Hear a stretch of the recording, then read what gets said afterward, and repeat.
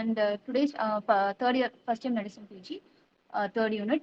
So today's class will be on main history taking and a part of a general examination. That I'm going to take only one part of it. So main history taking with respect to respiratory system. Before starting the basics of it, I just wanted to say what is actually the respiratory tract, where it actually starts from. So respiratory system அப்படின்னா only pertaining to lungs மட்டும் இல்ல. It says the entire respiratory tract from the upper respiratory tract, also the lower respiratory tract, starting from the nasal cavity ல இருந்து ஆரம்பிச்சு up to the lungs and the alveoli வரைக்கும் entire system comes to respiratory system only. So while examining or asking history taking for it, upper respiratory tract symptoms also should be taken into consideration because most of the lower respiratory tract infection occurs after the upper respiratory tract infection, which is descending down. So always history taking that you should be very careful that you have to ask symptoms relating to your upper respiratory tract also. So it starts from the nasal cavity up to the alveoli. The most important question that they will definitely ask you in exam is what are the cardinal symptoms for respiratory system. The 6 important cardinal signs are this ones: the cough, whether it is associated with expectoration or sputum. Hemoptysis, you should never mention in the case sheet as hemoptysis, only blood and sputum should be mentioned.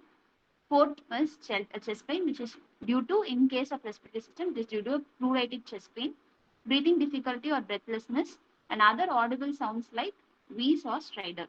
So these 6 points should definitely be there in your history taking. If one or more of this is present, it mostly pertains to involvement of the respiratory tract. So the 6 cardinal symptoms of respiratory system involvement is cough, expectoration or sputum, hemoptysis, blood and sputum, chest pain, breathing difficulty, or any other audible sounds, wheeze or stridor. So once you ask, these 6 symptoms should be definitely present in your history taking, and a detailed elaboration about this particular history taking. Suppose if any one of this was, for example, if cough is present, you should ask other symptoms pertaining to come to a diagnosis about what could have caused this cough. Because, for example, if you take cough as a cause for any as a symptom for any of the disease, now you will have around 25 to 30 diseases which can produce a cough. So patient he will give you only one clue. What is your main symptom that has brought you to the hospital? He will say only cough. So you should extract questions, or you should ask them more questions regarding what is the type of cough, how he is getting that particular cough, in order to come to a differential diagnosis. Our main aim in taking a history taking is, at the end of a history taking, 2 important points you should be very clear. One is which system, whether it is respiratory system or abdominal system or cardiovascular or CNS. You should be able to identify the system, first one. The second important thing is you should, in that particular system also, most probable what could be the differential diagnosis. You cannot come to a diagnosis just because with your history. Except in some classical diseases, most of the thing you will be able to understand the system and some differential diagnosis you can give. So with respect to respiratory system, you should ask these 6 cardinal symptoms whether it is present or not, and then always rule out your upper respiratory tract infections or symptoms, whether the particular symptom of cough, hemoptysis, chest pain, breathlessness, audible sounds, all these are mostly due to your lower respiratory tract mostly. So you should rule out whether this particular lower respiratory tract infections or symptoms are resulting because of any continuous spread from the upper respiratory tract, or per se it has gone in for a damage. So for ruling out that particular upper respiratory tract infections, you should ask these following complaints also in your history taking. In that thing, you should also give not so much of importance to this upper respiratory tract symptoms. So these things should come only at the last. First, these 6 symptoms, whichever is positive, that has to be explained in detail. And finally, before completing the history examination, you should mention the patient has no history of so and so. So to rule out upper respiratory tract symptoms. So what could be the symptoms that you will ask for is just all these things, whether the person is having nasal discharge, sneezing, nasal block, facial pain, postnasal drip, ear block, or in some cases epistaxis also, sore throat, difficulty in swallowing or pain during swallowing, ear block, hoarseness of voice. All these things will rule out or give you a clue regarding the upper respiratory tract infection. So you will ask all these things. Next important point in history taking is we should rule out that most of the, if you see the cardinal symptoms, the chest pain, breathing difficulty, the cough, and the hemoptysis. This can occur even in case of a cardiovascular system involvement. So there are many reasons that we can quote for breathlessness, usually in case of pulmonary embolism, pulmonary edema, acute MI, all these conditions will also patient will have breathing difficulty. MI, pericarditis, all the symptoms will again produce chest pain. Acute AR, aortic dissection, aortic aneurysm, everything can produce chest pain. Hemoptysis, again, patient can have numerous causes for hemoptysis in even in case of pulmonary embolism and other all causes also. You can also have a hemoptysis in cardiovascular diseases. And of course, cough, left ventricular failure, again in pulmonary edema, you can also have a cough for that matter. So how to, because cardinal symptoms of both these things will usually overlap. So generally, we need to also ask these symptoms of syncope, orthopnea, paroxysmal nocturnal dyspnea, and pedal edema should also be asked in your history taking to rule out that it is not a serious cause, or in other conditions whether this respiratory complaint is also associated with a cardiovascular system. That cardiovascular system involved ஆயிருக்கா இல்லையா, or to rule out whether the particular system involved is not respiratory and it is cardiovascular. For both of the thing, it will be useful. So definitely you need to ask about all these things. Why this fourth symptom is pertained to CVS is very simple. Suppose if your CVS is not working properly, the input will be stagnant. That will produce a pedal edema. அதாவது heart குள்ள வரது, it will get damaged when the heart is not working properly. It will get stasis and that will produce an pedal edema or an abdominal distension. Suppose when the right heart is working properly, but left heart is not working properly due to any other reason, again the blood gets collected in the lungs. That produces an orthopnea or a paroxysmal nocturnal dyspnea. And the output, if it is not proper, that is, if the left ventricle is not able to eject properly, the person will have a syncope or a loss of consciousness. Just by asking these three symptoms, we will be able to know whether input to the heart is problem, whether connection from the right ventricle or left ventricle is problematic, or the ejection from the left ventricle is problematic. Or gross idea about where is actually the problem அப்படின்றது we will be able to know. So definitely we need to ask all these four symptoms. After asking that these things, definitely one important main symptom that you need to ask is fever, because most common for a patient to present with a respiratory complaint to the hospital will be mostly more than 80%. You will have only an infectious cough, which can produce fever. So definitely your history taking should have whether the person has a fever or not. Next, the most important thing that you need to know is patient will be mostly a respiratory system அப்படின்னு சொன்னாலே இந்தியால first thing which comes to your mind is TB. So definitely you should ask symptom of loss of weight and loss of appetite. And other conditions that you need to mention in history taking is very rarely for particular diseases alone you need to mention altered sensorium, bone pain, and snoring. For example, if any other cause for CNS cause can produce a respiratory failure, so history of altered sensorium is responsible. This is clinically I'm talking, but it is altered sensorium, bone pain, and snoring and all. You need not mention in your UG exams. Mention பண்ணனும் அவசியம் இல்லை. For bone pain is usually the paraneoplastic syndromes and even malignancies can produce with bone pain, so you need to mention that. And snoring, especially for obstructive sleep apnea. Patient comes with a breathing difficulty, looking for other causes related to bronchia and all these things. But usually the cause will be somewhere up to obstructive sleep apnea, which is producing the breathing difficulty and the respiratory failure in the patient. If you ask for the symptom, it will be snoring will be one of the symptoms. So these are some specific conditions you need to ask these questions of altered sensorium, bone pain, and snoring. Not always it is not mandated to produce in a history taking. So just remember, you will ask the 6 cardinal symptoms. You will rule out if there is a URI symptom or not. Then you will rule out if there is an associated CVS complaint or not. You will ask history of fever, and then you will rule out the loss of weight and loss of appetite to rule out a TB. So these are the 5 components in your history taking that has to be present. Once you have completed this, with all these 5 segments, any one of the segments, the patient will say, I have this. Today, I'm just going to talk about what if the patient says that I have a cough.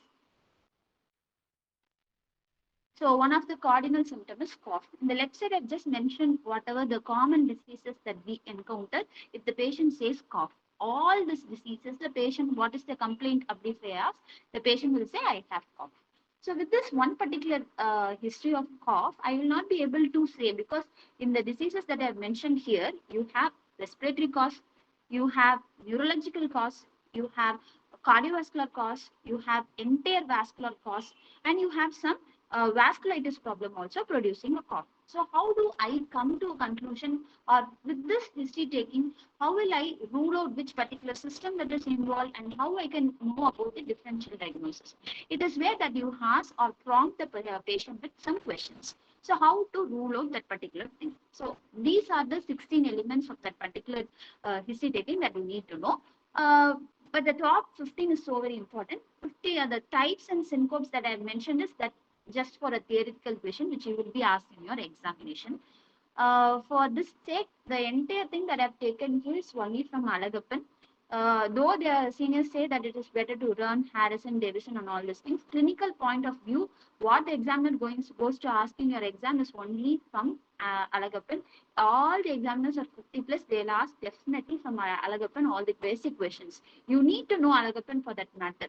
But if you want to really shine in medicine, then you need to know Davison and Harrison. Just to pass and to know the basics, definitely Alagappan will be the best book available. Even we ourselves, for doing out or for best history eliciting, Alagappan will be the simple and most important book that we need to know. You need to know Alagappan in your UG. So coming back here, so these are the 16 points that we need to know in case of cough, to be very simple.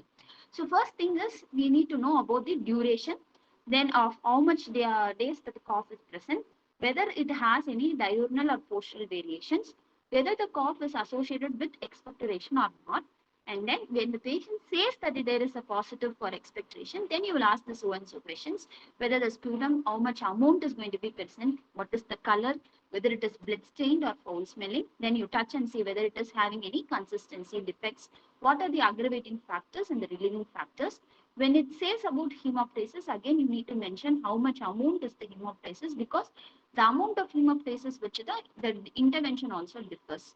And because of the hemoptysis, whether the person is going in for any kind of complications of hypotension, that also has to be mentioned if hemoptysis is possible. For example, patient will have reduction in the blood volume, so obviously it goes in for hypotension. So symptoms of hypotension like palpitation, dizziness, and syncope also has to be examined. And always and almost they will ask you whether the particular thing complaint what the patient says is a hemoptysis or a hematemesis. So rule out GI causes also by asking them nausea, vomiting, abdominal pain, and melena. So these are the points. And for theoretical sales, they'll ask you what are the different types of cough that you know and what is called as post-asthmatic cough. Let me explain all this in detail. So first, regarding the duration of cough. So what you need to know regarding the duration is, even with the duration here in cough means an acute cough, subacute cough, or a chronic cough. If it is an acute cough, you will have it less than 3 weeks. If it is a subacute cough, you will have it from 3 weeks to 8 weeks. You call that as a subacute. And chronic, it is going to be for more than 8 weeks. In this condition, it need not be continuous always. Person can have intermittent episodes, and that also has to be taken as acute, subacute, and chronic conditions. So I've just mentioned about the common causes. Even first, if they come to you with the acute condition, usually you will think of only infections or acute respiratory emergencies.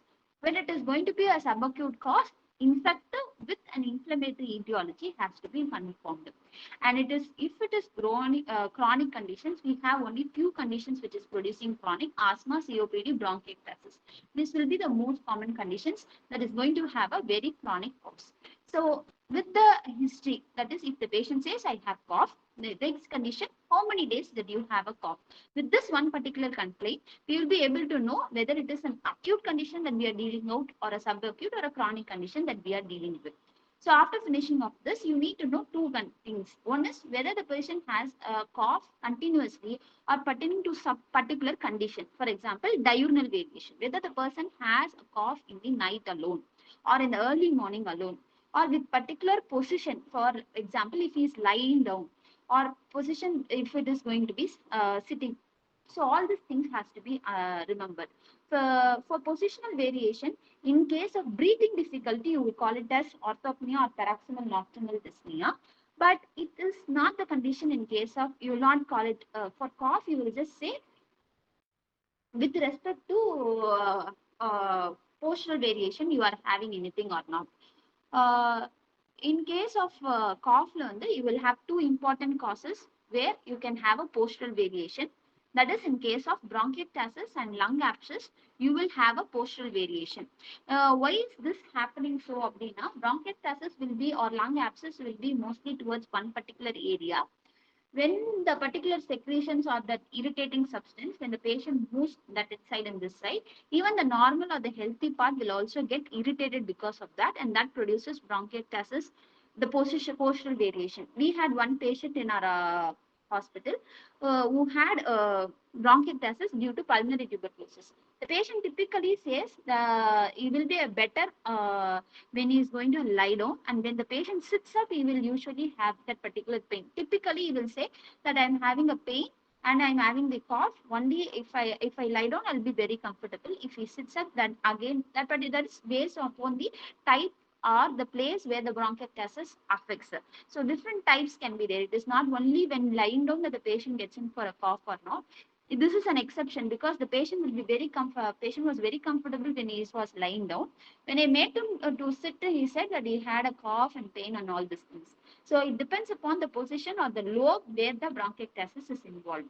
So postural variation for cough, you will have it again in only two diseases. One is bronchiectasis and another one is lung abscess. The next thing is diurnal variation also. Diurnal variation, you can have a nocturnal cough both in respiratory diseases and non-respiratory causes. The most common respiratory causes will be LRTA, the lower respiratory tract, chronic bronchitis and bronchial asthma will be the most. Again, chronic bronchitis, nocturnal cough will be huge. Bronchial asthma. Other causes will be post-infection.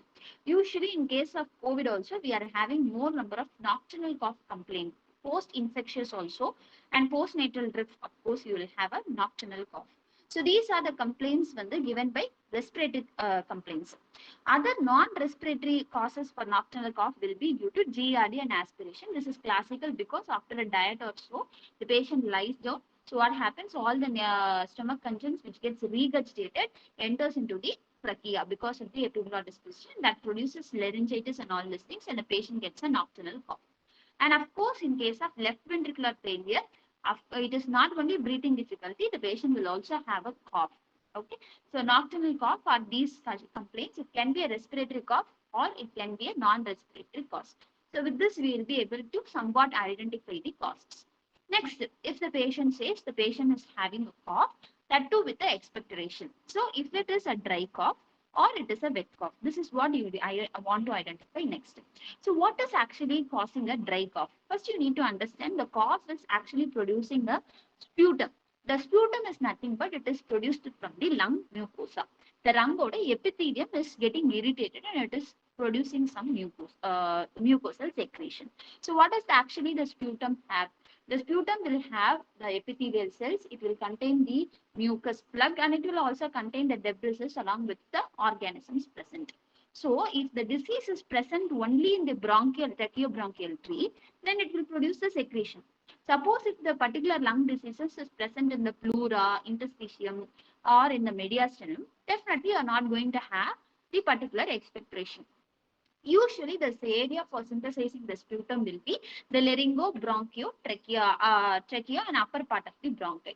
Suppose if you are going to have an upper respiratory tract infection, definitely you are not going to have a wet cough. So very easily you will be able to say upper airway diseases, pleural diseases, interstitial diseases and mediastinum causes. I'm not going to have a expectoration. Other causes எப்போ நம்ம சொல்றது தான் முக்கியம். So 4 important causes is in rare types of atypical causes of pneumonia, the patient will not have a cough. Other important DD is in biliary TB, the patient will not have a expectoration. He will have only cough, verum dry cough. Continuously, he will have a dry cough. Second, in early stages of infectious diseases, patient will have a dry cough. And the most important work, confirm எல்லா எக்ஸாமினர்ஸும் கேட்கறதுன்னா, what is the drug which causes cough? This is because most of the patient will be also having a cardiovascular problem, and the most common drug which we will give for a cardiovascular problem is AC inhibitor. Enalapril the most common கொடுப்போம். So the person will have this particular symptom of a dry cough after 1 week of starting a AC inhibitors. Immediately and all you will not have. So you will start the patient on enalapril, you will discharge the patient. 1 week after you will come with a symptom of cough. எப்படி ஆம்பிளோடைப்பின்க்கு ankle edema-வோ அதே மாதிரி enalapril-க்கு dry cough is an important side effect. So if this complaint arises, definitely you should ask the patient to stop the drug, and the effect also you will not see it very soon. It will take at least 1 week for the effect to see. That for that otherwise the patient will have the cough. So you should know that these are the diseases which will produce dry cough in the person. You will think about these things. Then if the patient says no, I am expectorating, now next you have to ask the symptoms regarding the cough. So cough la enna kekrona, first important thing that you will ask is how much amount is the cough coming out. So the amount is you call it as bronchoria அப்படின்னா என்ன, excessive production of sputum. When you will say this is if the amount is going to be more than 100 ml. So this and all classically from Alagappan only, they'll have only 5 causes of bronchoria. These are going to be bronchiectasis, lung abscess, empyema, necrotizing pneumonia, and alveolar cell carcinoma. Okay. So again, you will in case of sputum production also, you do have a diurnal and postural variation. Very commonly, the person, if he is having an early morning increased sputum production, it is definitely due to chronic bronchitis and bronchial asthma. And postural, if he is having excessive production, the postural same for cough is also for the sputum production, bronchiectasis and lung abscess. So next we will be talking, once you see the amount you absorb, then you will say what is the color of the sputum. So normal sputum oda color enna, it is colorless.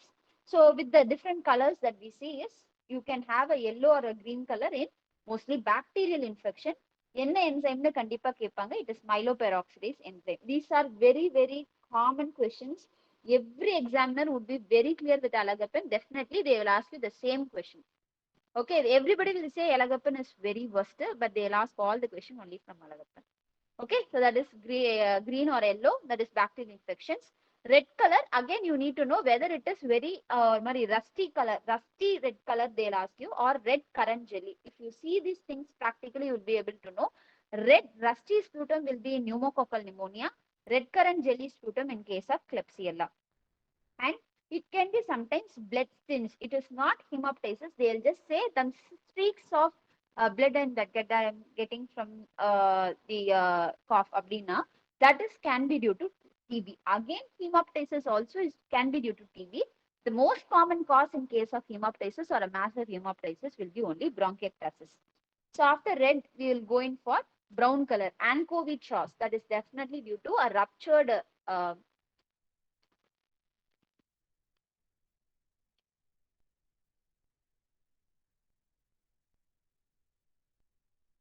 hello, can you hear me? Yes, ma'am. Okay. Okay. So anchovy sauce, that is due to actually ruptured amoebic abscess, not I've written wrongly. So ruptured amoebic abscess.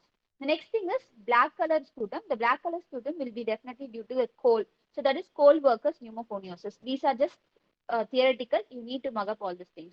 So different types of color. Practically, we'll be able to see only this blood tinged one, and of course the yellow and the green color one. I've seen one case of patient presenting with hemoptysis actually. He was TB positive. When he presented, he had only hemoptysis, but after treating them for hemoptysis, so 2 to 3 days after, he produced a sputum color. The sputum was just equivalent to a vomit of thick yellow color. I have not seen such a color of sputum so very bad. It was a severe bacterial infection. So even yellow color and green color also appears in the sputum. Typically a yellow color I saw. So this kind of colors also we can see. Only thing is it is very rare to see all these things. So next is consistency. Consistency la you will mostly see only mucopurulent cases usually. Serous and mucoid one usually you will not see. If it is serous, definitely it is going to be bronchoalveolar carcinoma. Very, very thinna, ரொம்ப thinna இருக்கும் அந்த sputum. So if it is serious, bronchoalveolar carcinoma. If it is mucoid, it is chronic bronchitis, chronic asthma conditions. Mucopurulent, it is definitely an infection. The next thing is bronchial asthma. What are the contents of the sputum present in bronchial asthma? Again, a favorite question. Three C's and two E. That is what I remember. One is the epithelial cells, the desquamated epithelial cells, along with the eosinophils, because it is going to stimulate IgE and all these things. And allergic cause, so definitely eosinophils will be present. Crayola bodies, Charcot-Leyden crystals, as well as Krashman spirals. So what are these is actually in a sputum, I've already told you, you will have epithelial cells, you will have mucus, and you will also have the debris. So, the mucosal cells are called as Crayola bodies. Why they are said so is, it is actually the normal integrated cells and all, the normal exfoliated cells will go in for a disintegration, and that will produce this Crayola bodies. And then mucus, that mucus plugs on the, which you see mucus, which will form a plug and it will be world color, world, that will be Kreutzmann spirals, and Charcot-Leyden crystals are actually crystals of debris. So this is the epithelial cells which is going in for a disruption and producing Crayola bodies. The mucus plugs which is world shape, that is Kreutzmann spirals, and of course the debris which is Charcot-Leyden in crystal shapes. So this definitely they will ask you. So about the consistency, the most common thing when the mucopurulent which you see in infections. Next. Before going into hemoptysis, I'll just finish off the other things. Whether it is foul smelling. When it is foul smelling, just if it is present for a longer period of time, or it is not access to the main environment, or it is anaerobic in nature. So only three diagnoses will be classically for foul smelling sputum. One thing is anaerobic infection. Per se, if you have an anaerobic infection. The second thing is it is pertaining to one particular area, it is not exposed to the outer environment. For example, in bronchiectasis and lung abscesses, where the sputum gets settled somewhere, so it is long standing there and produces a foul smelling thing. So only three conditions you will have a foul smelling discharge. Aggravating and relieving factors, just for completion check, you definitely need to mention this. There are no aggravating and relieving factors. Usual aggravating factors will be drugs and exposure. Again, the drugs can be a relieving factor also. Post inhalation only if the patient is having a relieving symptom also, that points out to be exacerbation. The patient says that I have a breathing problem. I keep a nap and it gets settled. So you should think in case of an asthma or a COPD commonly. And depending upon the exposures, the exposure can be anything. It can be a climatic exposure, it can be exposure to any kind of dust or smoke, it can be exposure to pollens. So if the patient typically says, and most important thing that you have to also ask in your past history is a family history. Very important in case of respiratory system, family history of allergic disorders or a similar complaint in family members is also very, very important to diagnose bronchial asthma and so. Next is, if the patient says, no, I have a frank blood in the sputum, then it is hemoptysis. Okay. So when the patient says it is hemoptysis, you need to ask two things. One is whether the person has a sputum production, along with it if he is having a blood. So that means it is the particular lung disease is very severe enough to erode and cause a blood in the sputum. So if that condition, you need to think TB, bronchiectasis, lung abscess, the most three common causes for hemoptysis again. So here, bronchiectasis will be the first important cause. Second, most common in India, TB, then followed by lung abscess. Where it is only frank blood. The patient says that I don't have a sputum and all, only blood is coming. Abdina, it is due to bronchogenic carcinoma. Usually, the patient in our hospital will give a history of only frank blood, but it is actually not so. The patient will cough so much of sputum expectoration, then on fine day, blood also comes. So sputum with blood will be the most common presentation. Bronchiectasis, TB, and lung abscess are the top three conditions. Bronchiectasis is the first main cause to produce a hemoptysis. Next thing is you should always rule out whether the hemoptysis is actually due to a lung problem that we are dealing with. You do have other mimics for this hemoptysis. One is called as pseudohemoptysis, that is due to Serratia marcescens.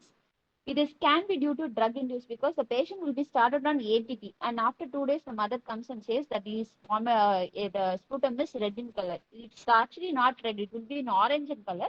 Rifampicin is again a drug which can produce change in the color of the sputum. Your sputum also will become colored if you take a rifampicin. Your urine, everything will become colored. Endemic cause for hemoptysis is Paragonymous westermini. And if the red is actually not a red, if it is going to be pink in color, then it is pulmonary edema, which you need to know. And if it is not due to a lower respiratory tract infection, it can be due to a upper respiratory tract infection, which can produce a hemoptysis. That is called as spurious hemoptysis. So don't confuse with these two terminologies. Pseudo hemoptysis is due to Serratia marcescens because it produces a red color pigment. And spurious hemoptysis is actually not a hemoptysis, which is due to URI. And always when he or she says that is actually hemoptysis, you need to always mention the amount of hemoptysis. Why is the basic thing is the intervention differs. You have mild, moderate, and severe and massive hemoptysis. So we in NMC receive more cases of only massive hemoptysis referred. The thing for massive hemoptysis is only three things you can say. If that particular 1 hour if is going to have more than 150 ml, or per day is going to have more than 500 ml, or 3 days continuously, each day more than 100 ml per day, then you will say that particular terminology as hemoptysis. It's a massive hemoptysis. The thing is, if this is going to be a massive hemoptysis is the presentation, now always you need to next to proceed with bronchial artery embolization only. Only if you have mild, moderate, and severe, you will have to grade them because to give so much of fluids, decide on tranexamic acid and other interventions, and to proceed them with flexible fiber optic bronchoscopy. It is less than 100 ml, we give you mild hemoptysis, 100 to 150 moderate, and more than 150 is severe hemoptysis. So these things and all, even if it is severe also, you will go with only bronchoscopy. Whenever you say it is going to be massive, then definitely the treatment of choice will be bronchial artery embolization.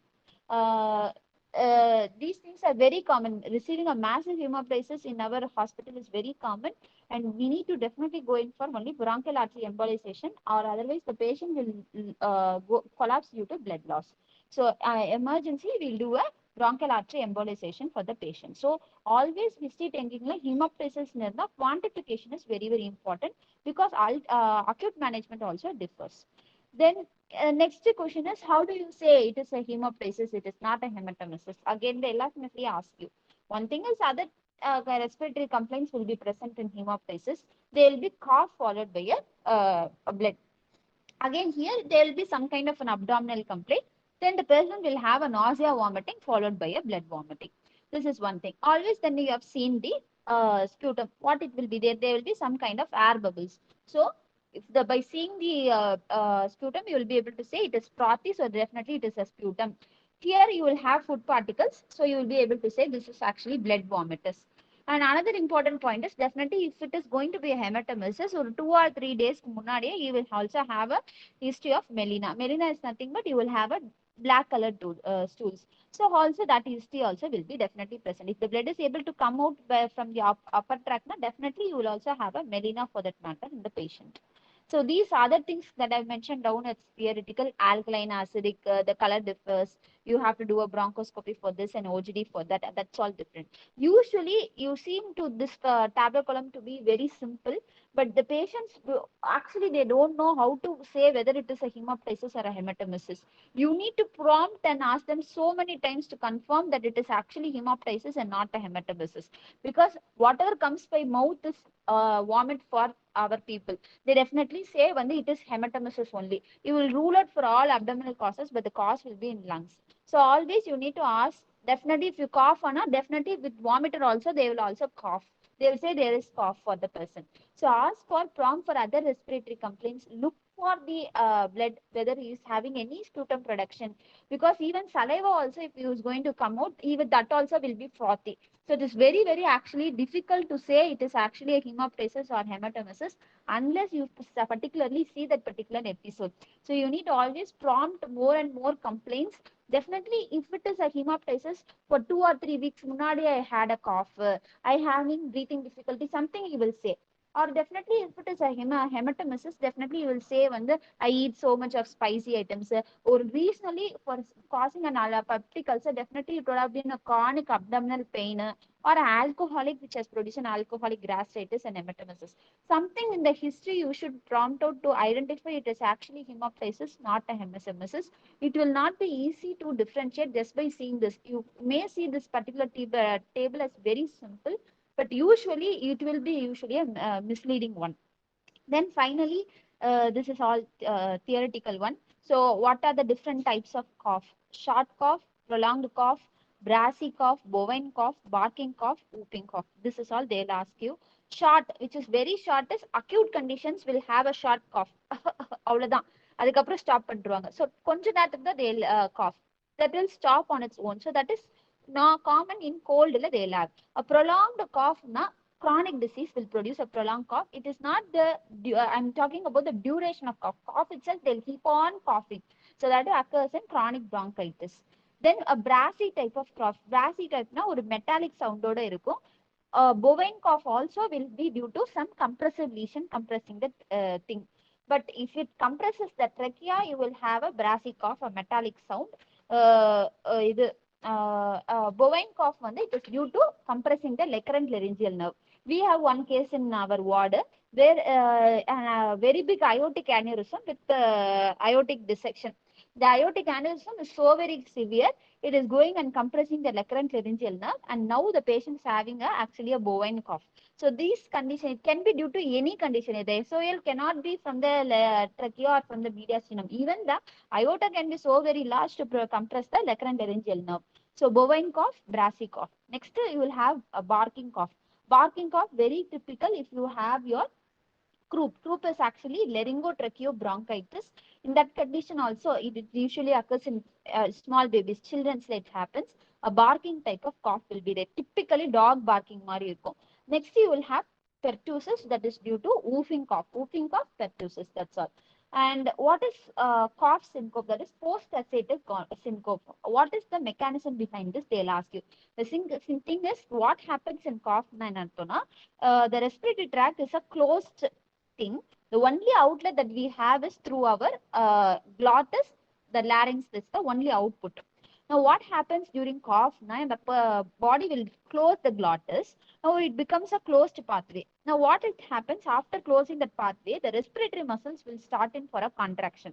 When this starts to contract, what will happen? In the closed pathway, when you are contracting or decreasing the space, the pressure will start to increase in the respiratory tract. The intrathoracic pressure goes to a maximum level. And following that maximum pressure, pressure cooker speed, the glottis will open up. Once opens up, the entire pressure will try to push out, will try to come out. When it is trying to come out with the pressure, it pulls out or brings out the waste epithelial cells, the mucus that is produced, along with the particle that is irritating also. It can be an infectious particle, or it can be any kind of foreign body also that will also come out along with this. This is actually the phenomenon of cough. Now, what happens? How is this cough related to a syncopal attack? Syncopal attack, patient மயங்கி விழுந்துருது. எப்படி it is related to this அப்படின்னா, during this episode of cough, I already told you the intrathoracic pressure increases. Intrathoracic pressure increase ஆனா என்ன ஆகும்னா, it will compress or it will prevent the input to the heart through the IVC மூலமா blood உள்ள வராது. So when blood is not entering the heart, obviously it will not go out of the heart also. So brain will not get enough perfusion through the blood supply. The patient goes in for a syncopal attack. So post-tussive cough is due to increase in the intrathoracic pressure, which is decreasing the venous return to the heart. The cardiac output decreases. It decreases the causes hypoperfusion to the brain, and that causes a syncopal episode. So the post-assative cough mechanism, different types of cough I explained. So cardinal symptoms, three things I have explained. One hemoptysis, sputum, cough.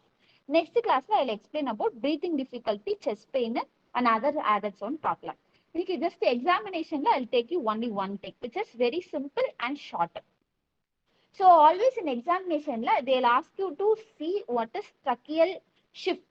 So tracheal shift trachea deviate ஆயிருக்கா இல்லையா? So எப்படி பார்ப்பீங்க? 3 fingers வச்சு பார்ப்பீங்க. You will take the index finger, ring finger, keep it on the sternal end of the clavicle, and the middle finger வச்சு you will just look into the sides of the trachea whether it is deviated to any side or not.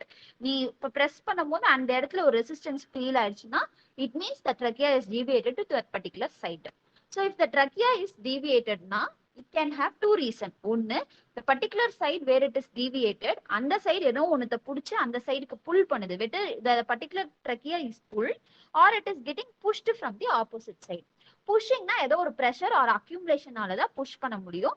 More common is pleural effusion, pneumothorax and tumor. When it is getting pulled அப்படின்னா என்ன, something is pulling, some fibrosis or collapse is pulling the particular trachea to the same side. So pushed to the opposite side can be anything. It can be pushing effect or it can be a pulling effect. இதை நீ கண்டுபிடிக்கிறதுக்கு அடுத்து percussion auscultationலாம் இருக்கு. So pushing to the opposite side na pleural effusion, pneumothorax, tumor.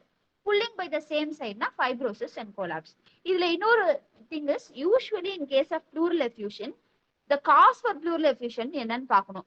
Isolated ஒரு cardiac cause for pleural effusion na typically you will have a pleural effusion which is pushing the trachea to the opposite side. But if you have any other cause for lung cause producing a pleural effusion வச்சுக்கோவேன். For example, associated TB இருக்கு. TB irritate பண்ணி pleuritism produce பண்ணுது, and that is producing a pleural effusion. அந்த கண்டிஷன்ல TB போய் it can cause a fibrosis or a collapse, or for a condition it can be a malignancy of the lung, a mass that is also causing a collapse of the lung. So அப்ப இருக்கும் போது fibrosis, collapse along with pleural effusion இருக்கும்போது pleural effusion will not be so very massive to shift, but it is causing a tracheal put. X-ray எடுத்தா வெறும் pleural effusion தான் தெரியும். Pleural effusion drain பண்ணதுக்கு அப்புறம் பார்த்தா lung will be collapsed. So a fibrosis or a collapse along with pleural effusion இருந்தாலும் trachea same side தான் இருக்கும், because the primary lung condition தான் the trachea reflect பண்ணும். Another important thing which you need to remember is pleural effusion with mesothelioma also will have trachea in the same direction. இதுதான் first expect பண்ணுவாங்க, mesothelioma அப்படின்ற வார்த்தையை தான் expect பண்ணுவாங்க. So இப்போ நான் tracheal shift வச்சு ஓரளவுக்கு என்ன disease என்றது கண்டுபிடிச்சிக்க முடியும். But always in respiratory system you will also mention about the apical impulse. Apical impulseக்கும் respiratory systemக்கு என்ன தேவை, எதுக்காக பண்ணுவோம்னா இந்த ரெண்டுத்தையும் கம்பைன் பண்றதுக்கு மூலமா எங்க ஈட்டியாலஜின்றத ஓரளவுக்கு நம்மளால கண்டுபிடிக்க முடியும். That is what I've said. For example, apical impulse நார்மலா தான் இருக்கு, trachea தான் மேலேயும் கீழே எங்க ஷிஃப்ட் ஆயிட்டு இருக்கு அப்படின்னா the primary etiology can be in the upper part of the lung. It is not causing any damage to the mediastinum per se. mediastinum நார்மலா இருக்கு அப்படின்னு எடுத்துக்கலாம். Suppose trachea is normal, problem is only in the apical impulse அப்படின்னா problem per se in the heartல இருக்கணும், or the chest should be so very damaged so that it is causing the heart to shift. heartல பிரச்சனை இருக்கணும் or heart shift பண்ணாத மாதிரி trachea chest wall ஏதாவது பிரச்சனை இருக்கும், முன்னாடி பின்னாடி ரெண்டுலயுமே ப்ராப்ளம் இருக்கலாம். sternum ப்ராப்ளமா இருக்கலாம், or it can be a scoliosis இருக்கலாம். sternal depression, pectus excavatum எல்லாமே will produce a apical impulse deviate பண்ணலாம். So ஒன்னு ப்ராப்ளம் ஹார்ட்ல இருக்கலாம். ஹார்ட் எப்போ apical impulse இருக்கும், ஒன்னு ரைட் வென்ட்ரிக்கல் ஹைப்பர்ட்ராஃபி போகணும், லெஃப்ட் வென்ட்ரிக்கல் ஹைப்பர்ட்ராஃபி போகணும். all the causes of right ventricular hypertrophy, all the causes of left ventricular hypertrophy will cause an apical impulse to deviate, or it should be in the chest wall. So இத வச்சு நம்ம it is problem not in the lungs ன்னு சொல்லலாம். Suppose if you have a tracheal deviation along with an apical impulse deviation na மேலேயும் போகுது கீழேயும் போகுதுன்னா again a serious chest wall deformity இருக்கலாம், or mediastinal problem இருக்கலாம். இப்ப mediastinal shift என்னென்ன கண்டிஷன்ல நடக்கும்னா again it can be a very serious lung problem or a per se mediastinal problem. So இப்போ ஒரு respiratory causeல நீ trachea செக் பண்ற, trachea deviate ஆயிடுச்சுன்னா நீ எங்கெல்லாம் உன்னுடைய இது போகணும்னா apical impulse நார்மலா இல்லையா. So your differential diagnosis can be, it can be in the lung, it can be in the chest wall, or it is due to a mediastinum problem ஆன்னு பாக்குறேன். இதை நான் ரூல் அவுட் பண்ண எப்படி பார்ப்பேன், இன்ஸ்பெக்ஷன்லயே நான் செஸ்ட் டிஃபார்மிட்டியை ரூல் அவுட் பண்ண போறேன், மீடியாஸ்டினம் இருக்கா இல்லையான்னு செக் பண்ண போறேன். சோ அபிக்கல் இம்பல்ஸ் இருந்தா அது மீடியாஸ்டினம் ப்ராப்ளம், அதை நோக்கி நான் போக போறேன். அப்படி இல்லைன்னா it is a primary lung problem அப்படின்றத with this two things, tracheal deviation with apical impulse, I will be able to know. trachea சொன்னதுனால ஜஸ்ட் 3 சைன்ஸையும் மென்ஷன் பண்ணியிருக்கேன். இது மூணுமே கேட்பாங்க. ட்ரையல் சைன்னா என்ன, tracheal drug Oliver சைன்னா என்ன, இன்ஸ்பிரேட்டரி tracheal descentனா என்ன, இது மூணுமே இது கேட்பாங்க. ட்ரையல் சைன்னா என்ன அர்த்தம்னா, if the trachea is deviated to one particular side, Okay, trachea is deviated to one particular side. அந்த இடத்துல என்ன ஆகும்னா the sternoclenoid mastoid muscle இருக்குல்ல, which will have two heads. ஒன்னு வந்து sternal head இருக்கும், இன்னொன்னு வந்து clavicular head இருக்கும். The thing is the clavicular head of the sternocleidomastoid muscle வந்து will become prominent. ஏன் அப்படின்னா அந்த particular side வந்து trachea push ஆகும்போது அந்த ப்ரீ ட்ரக்கியல் ஃபேஷியா வந்து will get relaxed. ஏன்னா அது பர்டிகுலர் சைட்ல பிடிச்சுன்னா ரெண்டு சைடு இழுத்துட்டு இருக்கும் ப்ரீ ட்ரக்கியல் ஃபேஷியா. அந்த சைட் ட்ரக்கியா டீவியேட் ஆனதுனால ரப்பர் பேண்ட் லூஸ் ஆன மாதிரி லூஸ் ஆயிடும் அந்த ப்ரீ ட்ரக்கியல் ஃபேஷியா. அது லூஸ் ஆகும்போது என்ன ஆகும்னா அது கம்ப்ரஸ் பண்ணிட்டு இருந்த ஸ்டர்னல் ஹெட் ஸ்டர்னல் ஹெட் தானே